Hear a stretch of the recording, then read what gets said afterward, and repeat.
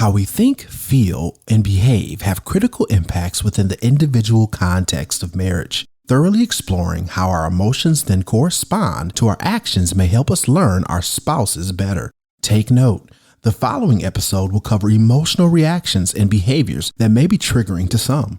As you're listening, you may notice that these topics are complex and may go beyond what a mentor or a counselor can help with. If you think or feel that you may be working through one or more of these emotions, we encourage you to seek out professional counseling and psychiatric support. This is Together. This is Together, an Ada Bible Church podcast about the world of marriage, where we attempt to invite you to explore the ways that marriage works and doesn't work. From practical ways of learning to biblical inspiration, we invite you to listen to other professionals and couples to help enrich your marriage. Here are your hosts, Samuel Jones and Dr. Kelly Bonnywell. Hey, everybody. Welcome back to Together. This is, of course, Samuel and Kelly, and it is a wonderful day outside. It's a blessing to be able to continually get outside now and see our families, see those who we may have missed over the course of the last year. Individuals are, deciding that they're safe to travel or getting out and, looking at the beautiful sun and spending time in the park. How have you been doing, Kelly? I'm doing great, Samuel. Thanks for asking. Nothing big happening in my life, just the daily grind, but otherwise very, very good. I thought that, back some time ago, you have a favorite team that you were watching, and unfortunately that team lost in a tournament called the NCAA tournament. How are you feeling about that? You are mean. Very mean. So for our listeners, I am an Illini basketball fan, and they were the number one seed in the Midwest, and they got beat in their second game. In fact, they were beat pretty soundly by Loyola. And what I always tell people, Samuel, being an Illinois basketball fan is a little bit like being a Cubs fan. You always have your heart dashed. So I'm kind of used to it. Hey, well, I share that sentiment with you because unfortunately, in that same tournament, my team, Michigan, lost. And that reminds me every single time of, how great and how bad the Detroit Lions are in regards to they set you up. They look like they're going to deliver. Then they just drop the ball. So, it's okay, though, because, it'll get better. Maybe not in my lifetime, but maybe in the next. So it's all good. But enough about that. We're going to be talking about, emotional struggles in relationship to marriage. And, when I think about this, Kelly, in the particular to this particular day and this particular issue, I think it's important because, we have to navigate and understand that our personal issues impact our marriage and our families. Whenever there's a problem, I remember you always saying this to us and marriage mentors at Ada Bible, that marriage problems are often individual problems. And if we begin to at least look in the mirror, or navigate things personally, get in our secret time, our chair time, and look at these things, we'll also navigate that, we need to learn and grow from these moments where there are those individual issues because sometimes in our first steps, whenever we see that there's an issue or a potential problem in our marriages, we'll often project that upon someone else and be like, well, that's not me, it's them. We'll do the finger pointing. Yeah, that's a good point. but like, finger pointing. Exactly. But, I don't know if everybody's grandma's like this, but my grandma would always say, hey, if your finger's pointing, guess what? You got 4 pointing right back at you. Yeah, that's a good one. Listen, so I think it's so important that we, look at things from an individual context. And I agree with that sentiment. And in that, you've also talked to me about what we'll talk about today. And that's those 4 key chief struggles that we have as individuals. 1 being anger, 2 being anxiety, 3 being lust, and 4 being depression. And those key areas are where we often struggle. And if we can navigate and find that we have at least one or two of those key areas in our life and we focus on them, they can become better. in regards to these pieces. So I think that it's just a setup for us, to navigate these things today and work through them and talk about them. If you're with your spouse, make sure you gather them close, because today's conversation is really going to be good and hopefully very helpful for your marriage. But before we kind of get and jump into this even further, I think it's really important, Kelly, that we talk about our brains. We're going to talk about our brains? Yeah. I think people forget that they have them sometimes. But it's so funny because they're so complex and so dynamic. And, if you've ever taken a psychology course, or you've ever taken, some type of even a Google Scholar, thing and checked it out, you would be able to see that they have these huge pretty cool charts that talk about how the brain is composed and what those things work. But I think it's important because God made us, Kelly, so complex and so, intricate. And in those intricacies, when we understand how our brain is composed, it only helps us navigate those things, with more competence and confidence, knowing that, this is why I feel like I do. This is why I'm thinking. And, one thing that you mentioned before we talked about this podcast was this aspect of multidimensional thinking. And, in that term, we talk about how you can be doing several things at once, right? Mm-hmm. You could be in the kitchen cooking and thinking about your kids playing in the room next to you. You could be literally on the football field, right in that moment, thinking about how I'm going to navigate getting through this defensive or offensive lineman. And at the same time, thinking about, man, I'm hungry. Why did I choose not to eat before the game? You could be on the golf course and literally, I'm about 150 yards away from the pin. And then at the same time, you could be thinking about your wife who was angry at you for leaving to go to the golf course while she was doing something. So that's the intricacies of the brain. And while you can talk and think about different things, I think it's so important that we navigate that. Oh, you know what? There's aspects of our brain that do certain functions that make us do those things. It could be, for example, the temporal lobe. Temporal lobe is located right above your ears and plays a role in emotion and learning based on what you hear and how you understand information. Next to that temporal lobe is what's called the frontal lobe. And that's primarily concerned with emotion as well. It's concerned with reasoning, and that allows you to also be creative, judge, and or problem solve information.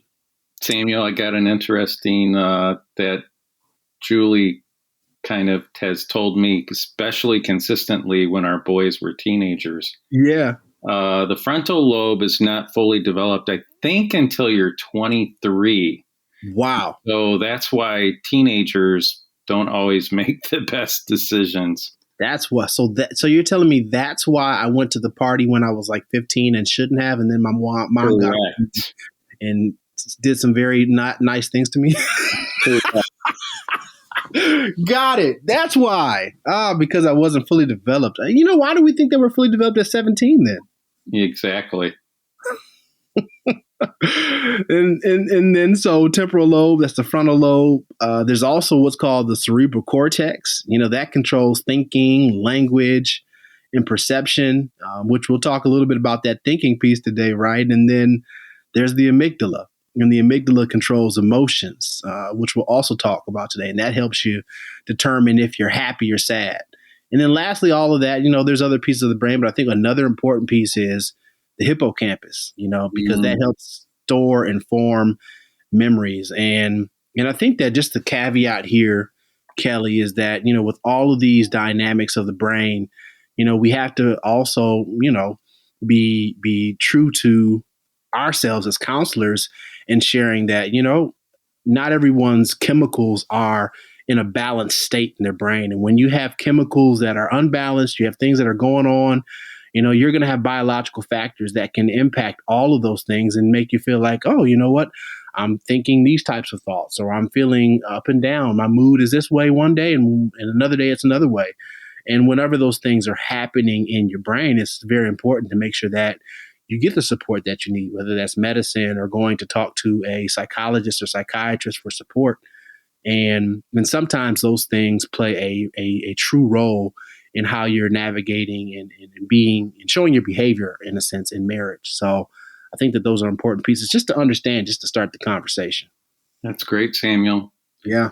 So to kind of continue that conversation, the Bible is very clear in First Corinthians. It says that Paul charges us to renew our mind.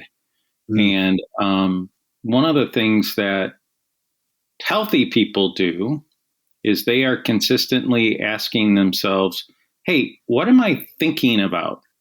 Because our thinking directs our feelings, and then our feelings direct our behaviors or our actions. One way to think about this, I wish we were doing a YouTube video, because this is the one of the times that I wish our listeners could see something. So for those listeners, imagine a circle, and at the top of the circle, you're going to write the word thinking. And then 1/3 the way down, you're going to write another word, and that word is feeling. And then another 1/3 away around, you're going to write behaving or acting. And that's either a positive cycle for us or it's a negative cycle for us.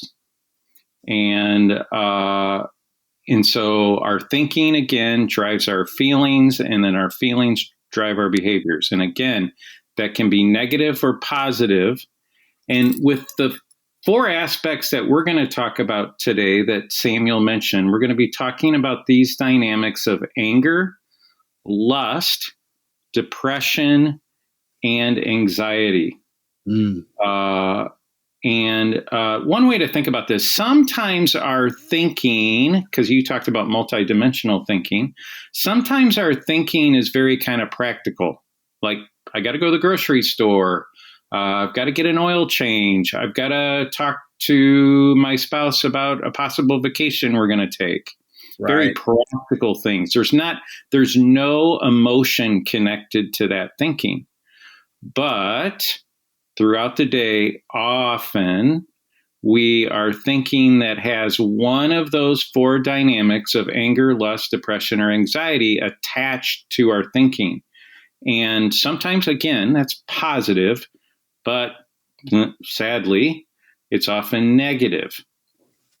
Another way to think about this, Samuel, is I wish at the end of the day, there would be a report generated for me of what I thought about that day. And about 10 o'clock, there'd be a printout at my printer. I could go look at it. I could read it. And there would be some days I'd read that report and I'd be like, wow, I had a really good day of thinking. And if I had a good day of thinking, I probably had a good day of feeling, and I probably had a good day of behaving. Yeah. But there's some days I'd look at it and I'd go, ooh, that wasn't a good day. And again, maybe even some days I'd be like, oh, that was a really bad day.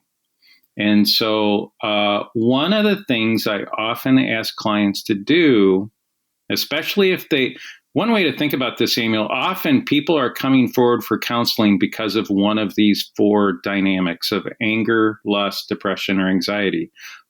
These key ingredients are really a big reason why people come to counseling. And so one place that I start, if I'm working with a client with one of these, I ask them to literally journal out what they're thinking in terms of what's connected to one of these 4. Yeah. And this, again, will help you be more conscious of what you're thinking throughout the day. Yeah. That's so important. Like, because I could see how if we're not conscious, it's the phrase, we need to be aware of thinking about what we're thinking about. It's so important to do that, because if you're not conscious of it, you can just take certain, certain day that you're having. You're just going about it. You're doing things, that you're typically doing from a routine standpoint, and you don't know what potential damage or what potential issues, or ignoring certain things, the way that your brain is working, and that can cause issues in the long term, if you're just so routinely doing things without thinking about them. And then on top of that, this next aspect of feeling, we have to be conscious of how we feel. I think it was Pastor Jeff Mannion that mentioned this. He said we have to be conscious of how we feel, what we're navigating when we're feeling certain types of things. How do we feel about that? Because growing up, you could have been taught to, ignore your emotions. Mm-hmm. I think as men, we ignore our emotions often cases, and we try to what's the word I'm looking for? Be intelligent or intellectualize things that, we need to actually navigate with more emotion, not knowing that our thoughts drive our emotions, right? If you're taught not to not feel, if you're taught not to, appreciate an emotional response, then you'll try to forego that and just behave or do something in regards to your behaviors. Mm-hmm. Yeah, I think that's important, Kelly. So thank you for sharing that. I think, in relationship to that, there are some pieces that we can actually correspond this to the Bible, because, when we're on this podcast and sharing these things, we're always going to give you what the word says. And here's a did you know that there are so many examples of anger, lust, depression, anxiety in the Bible. And we're going to talk about a couple of those. For example, if you look at Jesus in the temple, here's a game show type. What emotion did Jesus show, when he was in the temple? Was it anger? Was it anxiety? Was it depression or lust? We could do that game. But I think that it's amazing. He's in the temple and he sees these money changers.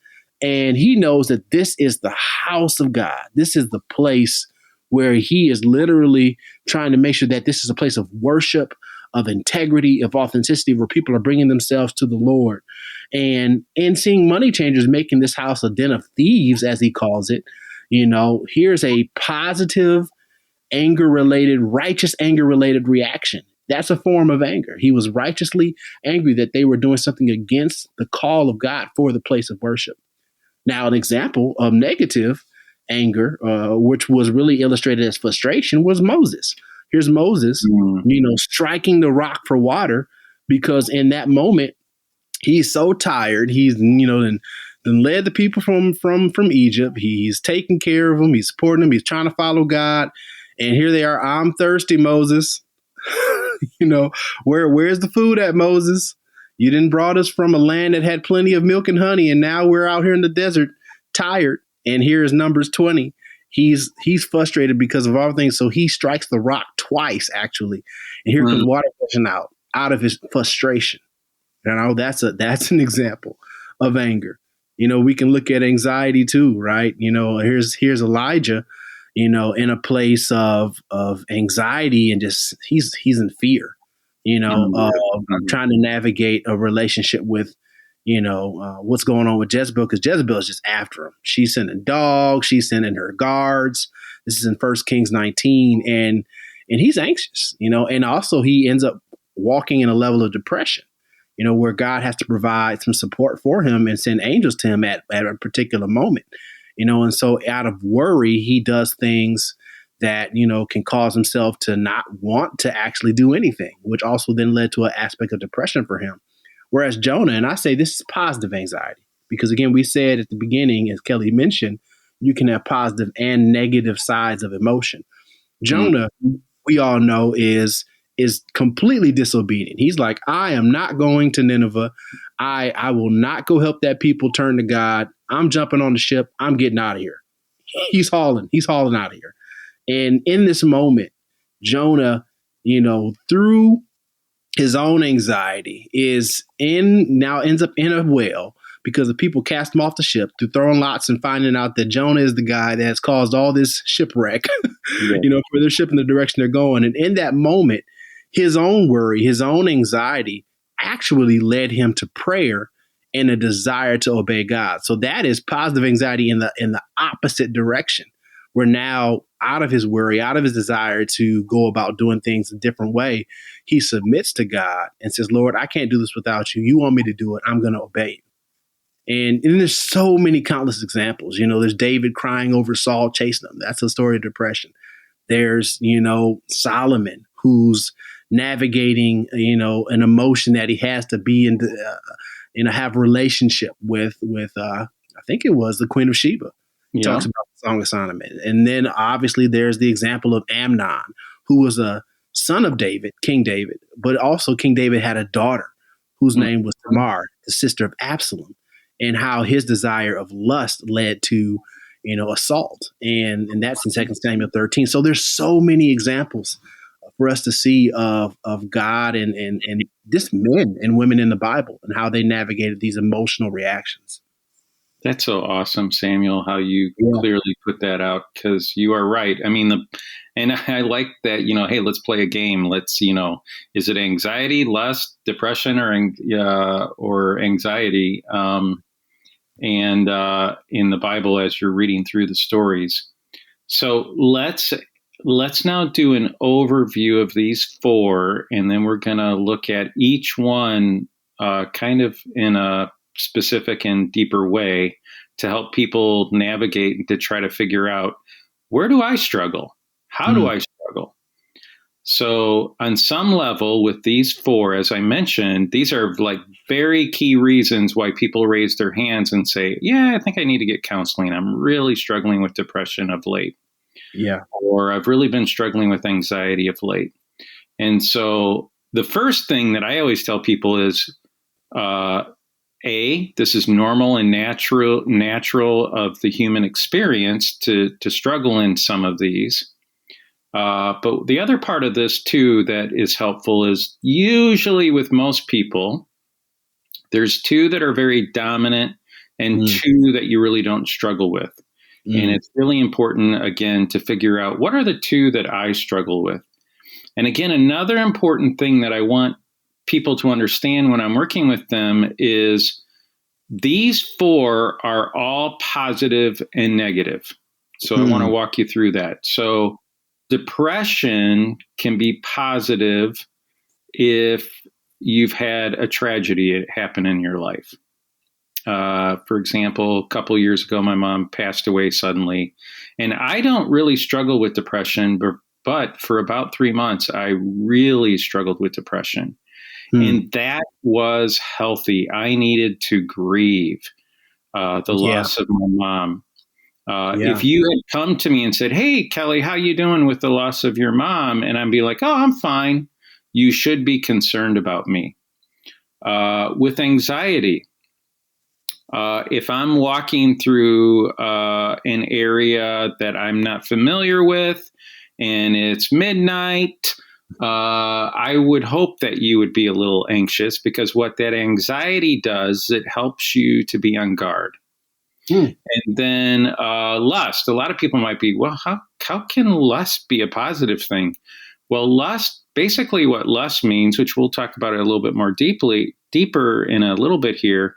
Lust is just a deep sexual desire. That's all that lust is.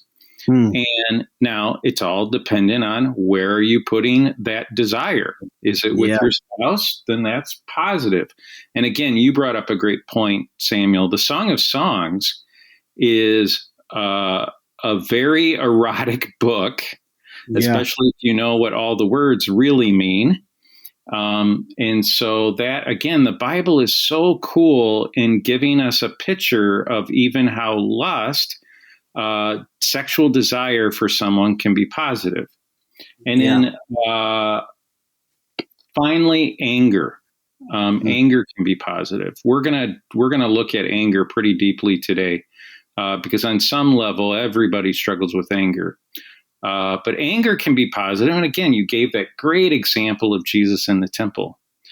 But when something isn't going right, and it should be going right, whatever that means, you maybe should be angry about that. And again, often when I'm working with people who are struggling with anger, often I think people think anger is always sin. And that's just not true. How can Kelly, that may be like just a stop point for our listeners. They may be like, well, I've always been taught that anger was a sin. It's like the Bible says, don't go to bed being angry. Right. And so we try to work through and put ourselves through, all types of thinking, emotional reactions to not be angry. And then we still go to bed angry, at our spouse or at the person that we might have interacted with. How can anger not be sin? Mm-hmm. Well, again, I think you pointed it out with the life of Jesus. I mean, just go read the Gospels. Just go read one Gospel and read it with a highlighter and write out every time Jesus was angry. Jesus was often angry because he saw inconsistencies and he saw wrongdoing. Anger is very much connected to justice. When there is injustice, you should be angry and obviously go beyond your anger and literally do something about it. So yeah, that's so good.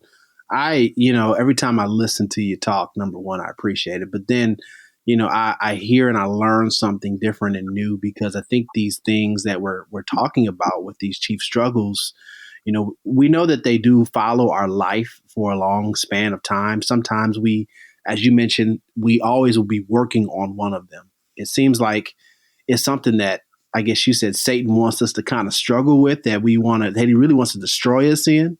We struggle with the pride of life. We struggle with the lust of the eye and the lust of the flesh. And in those things, it's like, God, like, what do we do to navigate them? Will I always have to deal with this? But here's the thing that I think is so important, and this is going to kind of go into my first kind of just thought process about anxiety, is that God doesn't want us, whether you're married, you're single, no matter what state you're in, God doesn't want us to navigate anything by ourselves. He's like, I sent the Holy Spirit to you for a reason. I sent him to guide you, to lead you. He already says that his word is a lamp unto our feet and a light unto our path. And in those moments, it's almost like, even if you have a chief struggle, even if you have a thing that wants to take you out, know that I am present. I am there to support you and help you. And if you lean on me, it'll help you and guide you in regards to the thing that you may deal with. Yes, potentially for the rest of your life. But guess what? It doesn't have to overtake you. And so I think that is so important, Kelly. It's so important. And I think of anxiety. Anxiety is kind of our first point, right? Yeah. The National Institute of Mental Health defines anxiety as, an emotion characterized by feelings of tension, worried thoughts, physical changes like, for example, increased blood pressure. People, in our profession of being therapists, on the other side of what we do, people with anxiety disorders, they usually have and complain about, man, these intrusive, reoccurring thoughts and concerns that keep on happening. And in often cases, anxiety, what is it? It's worry. And when you're worried about something, what do? You try to avoid it. You're like, I don't want to deal with this today. I don't want to get up and know that I have a boss that has said something to me and it's going to irritate me. So when I get up, I may call in, or when I get up, I may go to work and do everything I can to not see my boss because I'm worried about certain situations or an outcome of something. Apply this to marriage. Someone had a very uncomfortable conversation with your spouse, right? So you go to bed, you have all these recurring thoughts. You maybe struggle to go to sleep. You might have a nightmare, something's going on, and then you get up. Your spouse is cooking breakfast. They may be even trying to, what we do is called level the playing field. Well, for whatever reason, you may be stuck and feeling like very anxious that, I got to go deal with this person. And that feeling of tension or that thought is something that you may navigate. But here's the point. When you're trying to navigate and deal with anxiety, it's so important that you, again, don't do it without the Lord. Doing something without the Lord, guess what? The definition of doing things without the Lord is pride. In Matthew 6:27-34, it gives us an example of things that we don't and shouldn't have to worry about. He talks about the lilies of the field. Don't they take care of themselves, even though they toil in the wind? They may be swept away one day and gone the next, But doesn't God still dress them? Doesn't God still take care of them? Doesn't God prepare you for moments with your spouse when you feel angry, anxious, worried, feel tense the next day, and you're looking at your spouse and you're trying to figure out what you're going to say in your head based on the last situation? Doesn't God still provide protection, support for you, knowing that you don't have to sit there and be tense about something that's coming? He says in his word, don't even worry about the next day. In fact, the best thing you can do to prepare is pray. That's so good, Samuel. And when we just pray, Kelly, it's like, man, praying, casting our cares on the Lord in those moments when we're feeling so anxious and tense about things, says, you know what? I can't do this alone, God. I can't do this by myself. I don't have to do this by myself. And so instead of attempting to control things and how someone could potentially respond to us, we're going to walk in a place of peace. In fact, God provides perfect peace. And in that perfect peace, I know that, man, Lord, I can't control how my husband or how my wife is going to respond in this particular moment. And I may feel a little anxious about something, intense about another thing. But in that moment, I'm going to trust in the Lord. That's Proverbs 3, 5, and 6. I'm going to trust in him and lean on him and believe that he's going to help and guide me in my conversation and how I interact and in my relationship, so I don't have to be anxious. I don't have to worry. And that's anxiety. And that's how you navigate it. That's so good, Samuel. Yeah. So the next one is lust. I'm going to talk a little bit about that. Obviously, lust is very prevalent in our society. Yeah. We see it, sadly, in a lot of negative ways. And again, I just want to reiterate, lust is very strong sexual desire. It's not just strong sexual desire, it's very strong sexual desire, as the dictionary describes it. But the negative of it is, on some level, when you're lusting, sexually lusting, because you can also lust after things. But here we're predominantly talking about lusting after a person. Mm-hmm. And basically with that type of lust, you're basically saying, I want that person, even though I don't have the right to have that person. And obviously, because of porn and other issues, lust can destroy your life. It destroys intimacy. It can destroy your family. I've worked with people where there's been illegal activity, and so it has a legal consequence in your life. And basically, I like how you mentioned that. Anxiety, and I'm just going to say it again, anxiety is the person basically saying, God has left me alone and is not going to protect me. Yeah. Lust is basically saying, God's not going to give me a meaningful and intimate relationship. There's always a negative to that. And then, of course, the opposite of lust is love and commitment. And one other thing I want to say about this, Samuel, that I think it's really important that we really just emphasize with people. Of the four, you have two that you're going to struggle with, but there's going to be one that is going to follow you the rest of your life. You can never, ever take your eyes off of it. In fact, you always have to be purposeful in attacking it and becoming more healthy in that area in your thinking first and foremost. Man. And I want to just go over one other thing that I think is important, which I forgot to talk about earlier. And that is, there's a cycle to these three: thinking, feeling, behaving. And what I'm going to describe right now works really well with lust. It works well with all of them, but it works incredibly well with lust. And that is, if you notice you're in a negative cycle of thinking and then you're feeling strong feelings of lust or depression or whatever, and then you begin acting that out, whatever that means for you, and then that continues that negative thinking, and that continues the negative feeling, and it continues the negative behavior, There's only one way out. Hmm. Once you enter a negative cycle, you can't change your thinking, typically. If you can change your thinking, that tells you you're not in a negative cycle, or maybe a better word would be a destructive cycle. You can't change your feelings either. If you can't change your thinking, you're definitely not going to be able to change your feelings. So what I always teach people is that the only thing that you can change is you can change your behavior. And what that means often with all four of these, it means you have to change your environment. So, for example, I have worked a lot with men who have sexual addiction.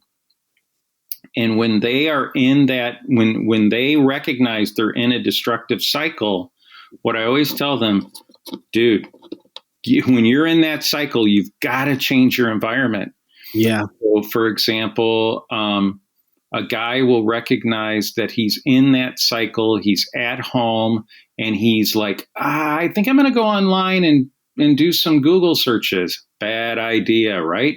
Yeah. What he needs to do is he needs to get out of Dodge, and he needs to get out of his apartment. He needs to change his environment. And that works the same for the other three as well. So, for example, with depression, it means, it's the person who's like, I just want to stay in bed all day. Change your environment. Go for a walk. It's the person who's really anxious. Again, change your environment. It works really well, and I'll talk a lot more about this with anger, but anger, often when you're working with people who struggle with anger, you're telling them to take a time out when they get angry. Yeah. And again, all that is that's a change of environment. I'm really angry at my kid right now. I'm going to say something really hurtful, but I'm going to take a time out. I'm going to go in the other room. I'm going to cool down, and then I'm going to come back to the conversation. That is so good. You know what, Kelly, that is so good. And what that does for me, personally, again, we talk about, through self-disclosure, some of the interactions that we have personally, and then also that we have with our clients. But for me, like, that confirms something that I often cases share with my clients. And I say, hey, you know what? I say two words. I say, we have conditions and we have an identity. In often cases, what people do is people identify themselves based off of a condition. I am depressed. Oh, okay. So you're depressed. I am lustful. Okay. So that's who you believe you are. Or is that conditional? Is that a condition? Is that an environment? Is that the context of which you've made, in a sense, lordship over your life, so that way you'll always submit to it? No, a condition is a condition. And we have to navigate experiences and things through that lens. So that way we learn to walk out of identifying with a thing and then begin to continually work on, progressively working through those things that we end up making, a part of our identity. And I think that is just an amazing aspect that you talked about, that environmental piece. Especially if you're like, man, I can't stop thinking, I can't stop feeling, I can't stop behaving. Well, change. Let's change the way that you do things, your routine, and let's change the environment that you're continually exposed and putting yourself in that, because those are conditions. So that's really good, Kelly. I like what you said, Samuel. That's so helpful about the condition part. That really complements it. Yeah. Yeah. That's right. We have another one, don't we? So depression.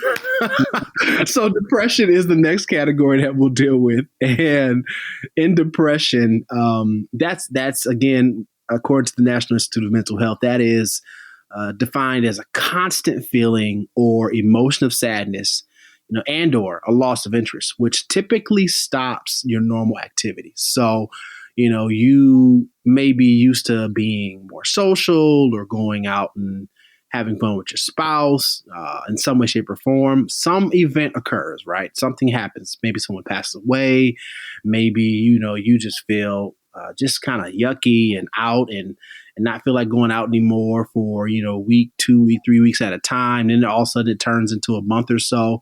That is conditionally expressed and defined as depression, because now you've lost interest in doing normal activities. It really severely impacts how you feel, you think, and then how you do your behaviors such as sleeping, eating, and working. And I think that when sometimes when we're navigating depression in marriage specifically, there may be this aspect where, man, well, that person used to serve me a certain way, but now they don't serve me anymore. I was used to having dinner every single night, and all of a sudden something just changed. My wife just changed, right? That's something we commonly hear. And she's not the same person. Or let's just say you were out and about enjoying, meeting with couples, doing small groups, all those types of things. And all of a sudden, the couple just dropped out. And you're like, man, what happened to them? And then you talk to them and maybe they're low in voice, low in mood, low in energy. I think they're getting ready to have a divorce. Well, maybe they're just depressed because of some event that happened. And I think that we have to navigate those things and understanding, these are signs of depression within individually, and then also how that may impact the marriage in regards to activities or things that you were used to doing. In often cases also can show up in how we treat our spouse. For example, I remember this story, Kelly, of a particular person. Let's just call them, by the name of Ricky Sue. I like using old Southern names. That's how, Ricky Sue. Ricky Sue. Ricky Sue, or Charlie Joe. That's what I like using when I talk about certain situations. Let's use Ricky Sue, for example. And I remember the story of this particular person. They were out and about, always enjoying time with their spouse, and they would, go on dates, at least every other week. They were just enjoying each other. They were married for about 4 or 5 years. After those 4 or 5 years, they had a kid. They ended up moving. And moving to another state. They had to get used to, going to another church and having a relationship with all those people that are, at a new church. And so the spouse, the woman, she was pretty much, not having it. She was like, man, I've got to turn all my energy and now creating new relationships, going to the church, going and having friendships with people. I have no idea who they are. And in this moment, what ended up happening is the husband would come home, often cases dealing with, the day and enjoying his day from work. They would go on church on Sunday together, enjoying Sunday service, Wednesday service. But then he noticed his spouse was like, she was just not, hearing when he would talk to her. He would mention things about the game. He would mention things about, what was going on with the kids, and she would not respond as she used to. And he noticed his lack of energy. So in counseling, he asked me, he said, Sam, man, like, my wife is not the same person. She's not even there. Like, and she doesn't even like notice it.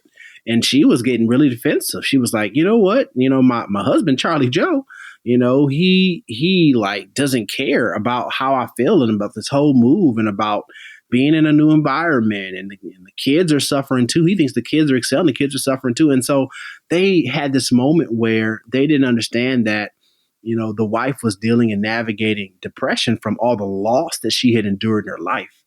And in that loss, there began to be a lack of desire to do certain things also for the husband, because the husband wasn't doing a term that we call turning toward. She wasn't, he wasn't even paying attention to the signs that his wife was regressing in the way that she was feeling and regressing in the way that she was thinking about their current context and environment. And when you have those things that are happening, sometimes, if the wife doesn't feel like you're actually paying attention to her, maybe she's also expressing that you don't love her in a way. Mm-hmm. And if she's potentially feeling that you don't love her as a husband, and this is kind of the conversation we were having, I said, I wonder how she feels about this whole direction that you felt like God was telling you to make this move. I wonder how she feels about God. Mm. And in depression, what ends up happening is at the root of depression, there's this expression that, well, depending on who's leading my life, let's just say God, for example, maybe that aspect of depression can be reflected in saying that God may not love me, or that he's not concerned about how I feel. Mm. And if there's this expression that, man, the leader of my life doesn't understand me, or doesn't understand how to love me the right way, or isn't concerned about me, there's this aspect where in depression that layer of change that has to happen is, a redirect and a reframe. Well, yes, God does love you. Yes, God does care about how you're feeling, how you're navigating the stressors of your life, how you're feeling in regards to now regressing in the way that you used to live your life based off a condition or based off of an event happening. And that's a constant aspect of not necessarily pushing the person to do something different as much it is as addressing, okay, it's not that God doesn't love you. It may be the fact that things have changed and you haven't been able to navigate the adjustments needed or the triggers in regards to the events that have happened in your life. And in working through those things, often cases, what we have to do, whether you're a spouse, whether you're a therapist, whether you're a pastor, talking to someone, is help that person understand the preeminent piece of hope and also the preeminent piece of gratefulness, because that is the opposite of depression. That's the opposite of, okay, yes, things don't seem the same. Yes, things you may feel down and out. Yes, things may not be, going as you want them. You could use COVID, for example. Oh, COVID just wiped out everything. I'm depressed. Okay. Well, guess what? There's a lot of people that passed away, but are you still alive? That's hope. Mm-hmm. There's a lot of things that have changed, but guess what? There's still opportunity to do things creatively and new that are part of your life. The fact that we still have breath, that's hope. Mm-hmm. And in that we can be grateful to the place that know that God is there and he has not left us. He has not forsaken us and he keeps us. And I think that is the power of hope and gratefulness as a driving force to redirect people and reframe people from thinking that, man, it's just the aspect of depression. There's no reason to get out and do anything. No, there is a reason. And number one, God is that reason. He's given you life. He's given you breath, and he's given you the ability to dream and hope and do the things that he's called you and assigned you to do. I think that's an important piece of understanding how depression and also how to go against that. So good, Samuel. So good. I heard a quote last week. I think it was Pope Francis who said it, and I'm not going to get the quote right, but I'm going to be using it a lot because when I heard it, I'm like, oh my gosh, is that truth? And he said, I think this is how it went. The last 100 years for the church has been the ministry of the mouth. Mm. And for the next 100 years, the church is going to need to be the ministry of the ear.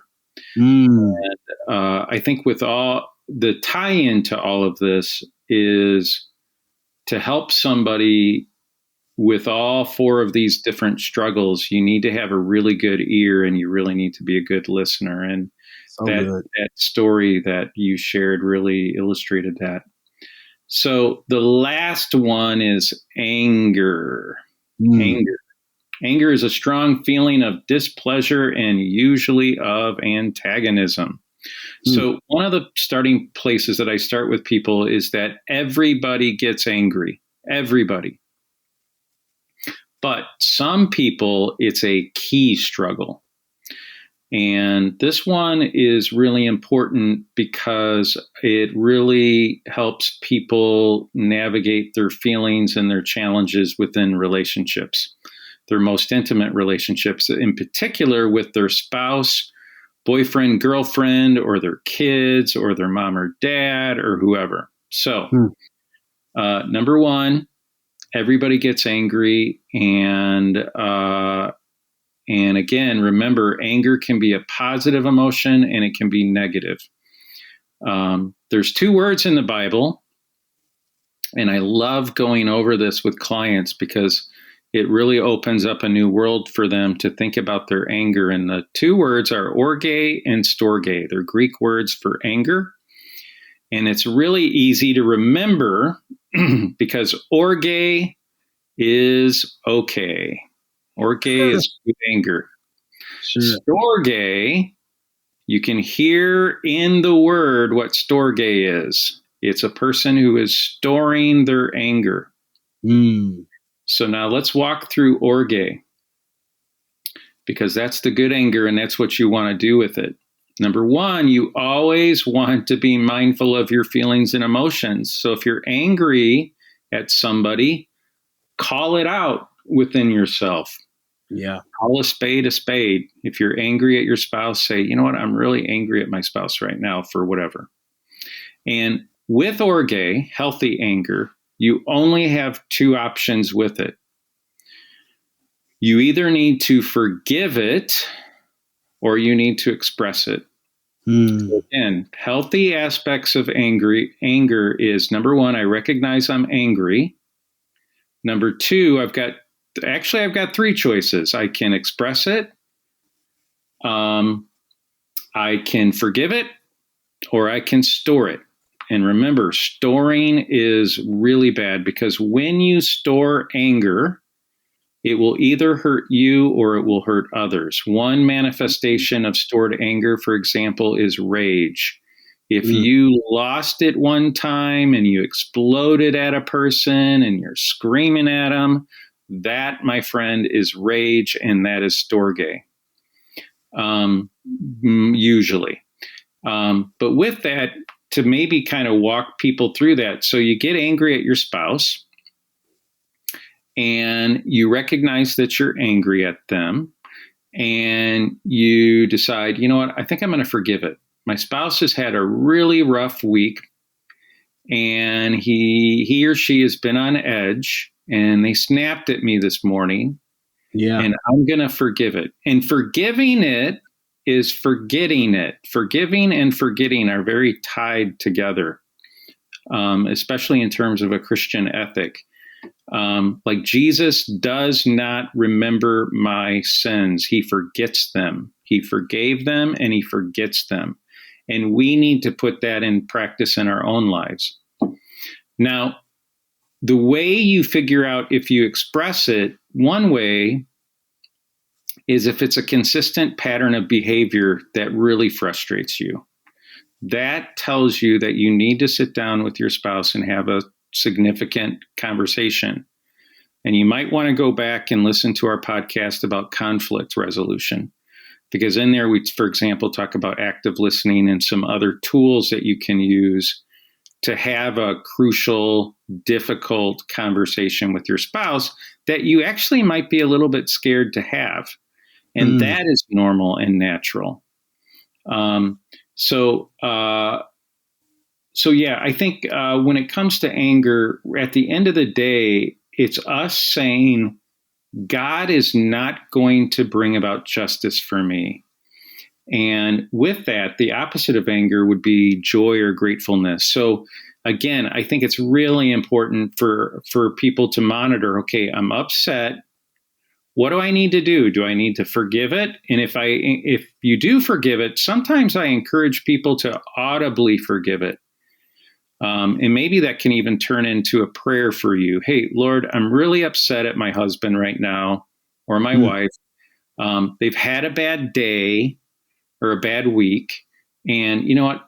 They were quite harsh with me this morning, but I'm going to forgive it and let it go, and try to create a reconnection with my spouse. So good. So good, Kelly. This is one of my favorite podcasts already, because I think that people navigate and have to deal with these pieces so uniquely and don't always know how to define. Again, we started at the top of this saying in many cases it's the men that don't know how to define how they feel about things. But there's probably women too. And in that, Absolutely. Understanding how you feel about your emotion, how that then thing comes out, for example, anger, and what that means is so key to that. Is there anything that you wanted to leave us with in regards to anger? No, I think that what I said is mostly, again, you mentioned about men not being able to navigate their emotions. I really think women have just as a difficult time, but they do it in a different way. I had a client last night, and we actually talked about this topic. And one of the things that was really helpful for her, and she had never done this at all in her life, and that was, I said to her, well, you're angry at your husband. And she was kind of like, well, I don't really get angry. And I'm like, well, you're angry. And then what I did is I walked her through what I just explained about how to navigate your anger. And I think that was a real breaking point for her to realize that anger is not always sin. Anger can be healthy and natural and normal. Like in this instance, she should have been angry at her husband. He was taking her for granted. And that is something to be angry about. And so, I love this topic. I've shared this topic a lot with people, and it's been one of the more helpful topics when working with people. So good. So good. So listeners, as we're closing out today, I think it's so important that, if you've not navigated this or dealt with this before, have and take some time, with your significant other, or if you're single, work through these emotions. You can get in contact with us to learn more about these subjects at care@adabible.org by emailing us there, and or just check out our website underneath adabible.org. And I think that it's just important, again, to work through these pieces of emotion and our thoughts and our behaviors. And again, I think it's so crucial that if we're mindful of our thinking, especially as it applies to our possible struggles with anxiety, depression, or anger, that things can change. Things can be different if we work through them. I think it's important to know that when we struggle with these things, that we have to be purposeful about going after them in our life and getting better, so that way they don't fall out of our laps. So again, if these things have been impactful, don't feel free to leave us a comment or subscribe to our podcast. We'll have information in our show notes that are underneath our podcast. And again, for Kelly and Samuel, this has been Together, and we hope to see you in a couple weeks. Thanks for listening to Together. We hope that you've learned a thing or two. If you find the podcast helpful, please subscribe, rate, and review us on Apple Podcasts. If you'd like more information on Ada Bible Church and its ministries, or someone to pray or dialogue with about your marriage, email us at care@